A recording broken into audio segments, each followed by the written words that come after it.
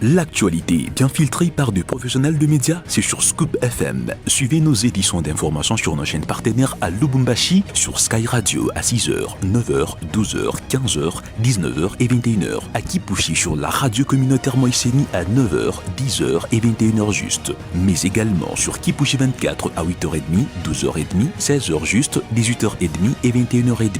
Le journal des Scoop FM passe aussi à Likasi sur Canal CTV 88.4 MHz et sur Unili Radio 88.0 à 6h, 9h, 13h et 20h. Suivez-nous également à Kasumbalesa sur Marafiki Radio 88.8 MHz à 10h, 12h et 18h. Suivez-nous également en Bougimaï sur Télédiéba 89.1 MHz à 7h juste, 15h juste et 23h juste. Scoop FM, l'actualité est en continu sur notre page Facebook et sur notre chaîne YouTube.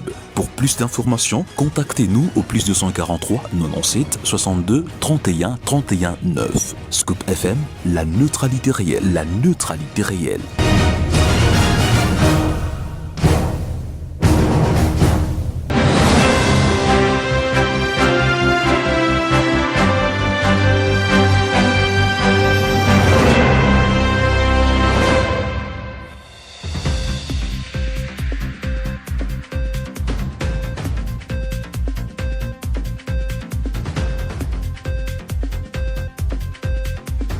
Mesdames et messieurs, bienvenue dans votre journal radio sur Scoop FM. C'est Priscilla Mandola à la présentation, préparée sous la supervision de Christian Mouchampa. Au sommaire de cette édition, le gouvernement congolais a présenté lundi 19 janvier 2026 un bilan humain provisoire de l'occupation de la ville d'Uvira au sud Kivu par les forces rwandaises et les rebelles du FC M23. À Uvira, dans l'est de la République démocratique du Congo, les tensions restent élevées après le retour de l'armée et de miliciens à Ouazalendo. C'était le grand titre de ce journal. Merci pour votre fidélité à Scoop FM.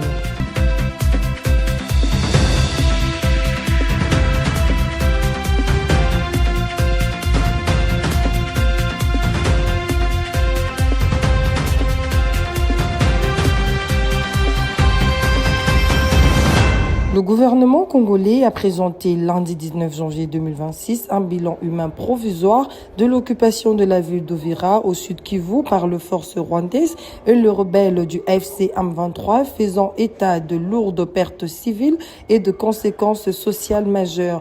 Plus de précisions dans cet élément avec Joyce Kalinga. Selon les chiffres officiels communiqués par le ministre de la Communication et Médias Patrick Muyaya à l'issue d'une réunion présidée par la première ministre Judith Suminwa, cette occupation a causé la mort de 1500 civils. Près de 300 000 personnes ont été contraintes de fuir leurs habitations, aggravant la crise humanitaire dans cette partie de l'Est de la République démocratique du Congo. Le gouvernement fait également état d'un impact sévère sur l'éducation. Environ 1200 enfants privés de la scolarité à la suite des violences et des déplacements des populations. Ces chiffres encore provisoires, selon les autorités congolaises, continuent à susciter le moins au sein de l'opinion nationale et parmi les observateurs, alors que la situation sécuritaire et humanitaire demeure préoccupante dans le sud Kivu. Le FARDC annonce avoir repris le dimanche 18 janvier 2026 le contrôle total de la ville d'Uvira après le retrait de l'armée rwandaise et ses supplétifs de l'FC M23. L'armée déplore le pillage systématique de la ville avant le départ de rebelles. Une vingtaine de civils impliqués ont été interpellés et seront traduits en justice. Le FARDC poursuit leur déploiement pour consolider les positions et sécuriser la population et ses biens. Dans tout autre registre, à Uvira, dans l'est de la République démocratique du Congo, les tensions restent élevées après le retour de l'armée et le milicien Ouazalendo. Des scènes de pillage continuent de troubler le calme dans la région. Cela survient alors qu'une réunion s'est tenue à Lome, au Togo, selon nos confrères de RFI. Pour tenter de répondre à cette crise persistante, les espoirs de paix semblent encore lointains. Suivez. On ne peut pas encore dire que la situation est calme, témoigne un habitant d'Uvira joint par téléphone, même si celui-ci se dit rassuré par le retour d'éléments de l'armée congolaise. Il y a tout de même eu des coups de feu sporadiques tout le long de la journée de lundi dans la commune de Moulongwe, explique-t-il. Il y a des crépitements de balles un peu partout dans la ville. C'est seulement les Wazalendo qui sont en train peut-être de fouiller un peu partout pour voir s'il y a des éléments de RDF M23 qui sont toujours dans la ville. Des scènes de pillage ont également été enregistrées lundi matin. La frontière avec le Burundi reste fermée, mais la vie a peu à peu repris lundi. Quelques transports en commun circulaient et les principaux marchés de la ville, Mulongwe, Kavimvira, Kalimabenge, étaient ouverts, témoigne cette habitante. J'ai fait un tour au marché pour m'approvisionner. À part les banques et les organisations, les choses d'Afrique qui ne fonctionnent pas encore. Mais les restes des activités, tout va bien. Les marchés ont augmenté à Moulongo et dans la ville commerciale, et toutes les activités sont en marche, sauf certains responsables des kiosques et des boutiques qui pensent que la situation n'est pas encore maîtrisable, c'est eux qui n'ont pas ouvert. Celle-ci aimerait que les autorités administratives reviennent rapidement à Uvira pour se sentir 100% en sécurité. Les députés nationaux Justin Butakwira alerte sur un possible retour de troupes rwandaises à Uvira si la sécurité n'est pas renforcée. Il exhorte le gouvernement à déployer urgemment davantage de soldats, de munitions et d'armements, tout en saluant les efforts diplomatiques du président. Il insiste sur la nécessité de préparer la défense pour préserver la paix. Face à l'anarchie routière persistante, l'hôtel de la ville de Kinshasa passe à la vitesse supérieure. Dès le 26 janvier, 3000 agents seront déployés dans le principal carrefour pour imposer le respect strict du code de la route et restaurer l'ordre dans la circulation. Commentaire de Nikes Umba. L'incivisme routier n'a désormais plus droit de citer à Kinshasa. Le gouvernement provincial annonce le déploiement de 3000 agents de contrôle à partir du 26 janvier 2026 dans le cadre d'une nouvelle mission spéciale de régulation de la circulation. Ces agents, issus notamment de la police, de la division urbaine des transports, de la brigade de protection de l'environnement et de la régie de fourrière, seront positionnés dans 60 carrefours stratégiques de la capitale.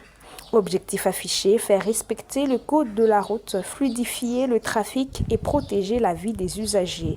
Le gouverneur Daniel Bumba prévient que les documents obligatoires, permis de conduire, assurance, contrôle technique, vignettes et autorisation de transport seront exigés sans complaisance. Les contrevenants s'exposeront à des amendes, à l'immobilisation ou à la mise en fourrière de leur véhicule.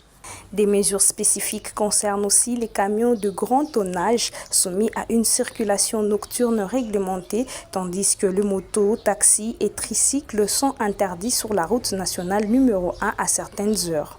Malgré les interrogations sur l'efficacité des opérations précédentes, l'autorité urbaine appelle les Kinois au civisme, rappelant que bien circuler, c'est respecter la norme. Cela fait un an, jour pour jour, depuis le retour de Donald Trump à la Maison-Blanche, les lignes ont-elles bougé au regard de promesses faites lors de la campagne électorale? Quel lien avec l'Afrique? Osni Kambala, internationaliste de formation, et John au téléphone par Christian Mouchampa.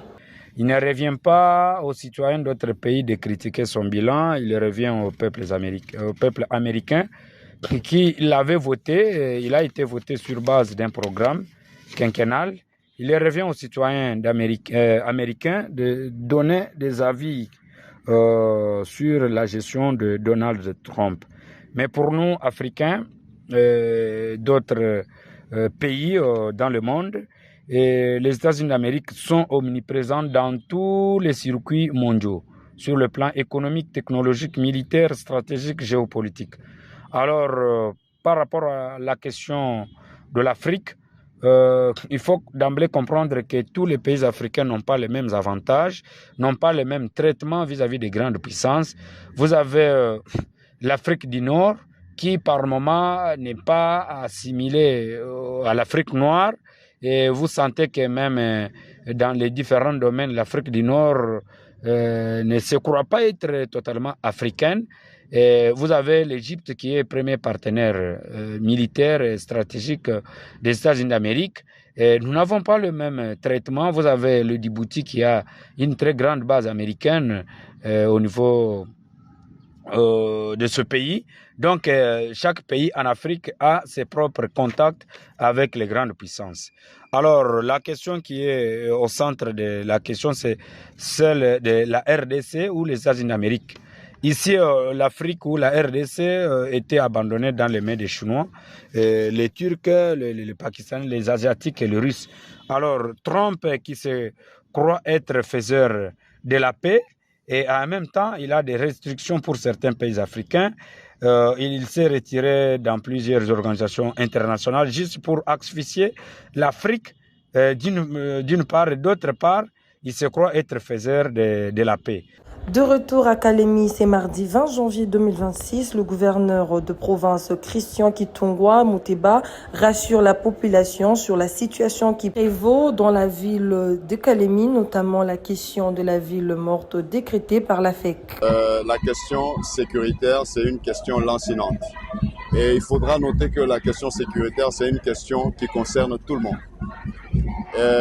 Depuis un certain moment, la ville était dans la calmie et il y a eu de cambriolage, de vol avec machette. Aujourd'hui, ça n'existe pas parce que nous avons maîtrisé cette question-là. Et aujourd'hui, ce sont de vols à main armée. Et quand vous regardez ces genres de vols, c'est avec la recrudescence d'insécurité à l'Est. Et donc, c'est une question de temps que nous sommes en train de régler et que nous allons trouver des questions. Quant à la situation de la FEC, c'est légitime, c'est de leur droit, c'est de droit que, en fait, toute une population puisse réclamer et nous sommes là pour ça. Mais ce qui est écœurant, c'est que aucune procédure n'a été suivie. D'autant plus que c'est recommandé de rencontrer les autorités en place avant de poser ce genre d'actes. Et donc c'est ça que nous condamnons parce que moi personnellement j'ai été en contact avec le président de la FEC et je lui ai annoncé que j'arrivais aujourd'hui mardi et qu'on devait prendre langue et leur permettre de procéder au reste. Dans un tout autre registre, un challenge culturel interoption a été organisé par le Centre culturel de Kolosi, Soti Amacho, en mémoire de nos héros Patrice Emery Lumumba et Mosé Laurent Désiré Kabila. Objectif, éveiller l'esprit civique, la mémoire historique et la créativité des jeunes. À l'issue de cet événement, Doudou Mige, directeur général du Centre Soti Amacho, donne son regard l'apport culturel de nos martyrs au micro de Jean Baudon. Je tiens d'abord à informer que dans le cadre de ces 2 jours qui commémorent pratiquement ou qui célèbrent nos 2 héros, Patrice Emery Lumumba et Mosé Laurent Désiré Kabila, une activité culturelle et artistique a été organisée allant dans ce sens-là. C'était une manière pour commémorer. Nous l'avions fait les 15, donc on a pratiquement un peu anticipé avec l'école, une grande école de la place. On a organisé un challenge interruption. Donc, pour célébrer, il y a eu la danse, il y a eu des défilés des modes, il y a eu également des discours politiques, des interprétations des chansons. Donc, on a eu toute une panoplie d'activités. Je dirais que je tiens à affirmer des primes abord avec force que réduire Patrice Emery Lumumba et Laurent Désiré Kabila à des simples figures politiques constitue une lecture incomplète. C'est la fin de ce journal, mais avant, voici le rappel sur le grand titre de ce journal. Le gouvernement congolais a présenté lundi 19 janvier 2026 un bilan humain provisoire de l'occupation de la ville d'Uvira au sud de Kivu par les forces rwandaises et le rebelle du M23. À Uvira, dans l'est de la République démocratique du Congo, les tensions restent élevées après le retour de l'armée et le milicien Wazalendo. Merci d'avoir suivi le journal sur Scoop FM. C'était Priscilla Manjola à la présentation. Pour le reste, portez-vous bien. Je vous dis à très bientôt. L'actualité bien filtrée par des professionnels de médias, c'est sur Scoop FM. Suivez nos éditions d'information sur nos chaînes partenaires à Lubumbashi, sur Sky Radio à 6h, 9h, 12h, 15h, 19h et 21h. À Kipushi sur la radio communautaire Moïseni à 9h, 10h et 21h juste. Mais également sur Kipushi 24 à 8h30, 12h30, 16h juste, 18h30 et 21h30.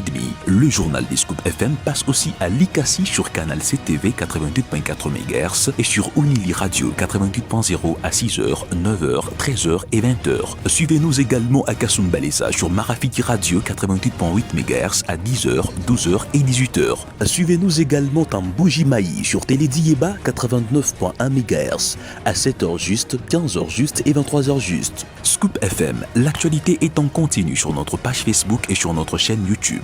Pour plus d'informations, contactez-nous au +243 97 62 31 31 9. Scoop FM, la neutralité réelle, la neutralité réelle.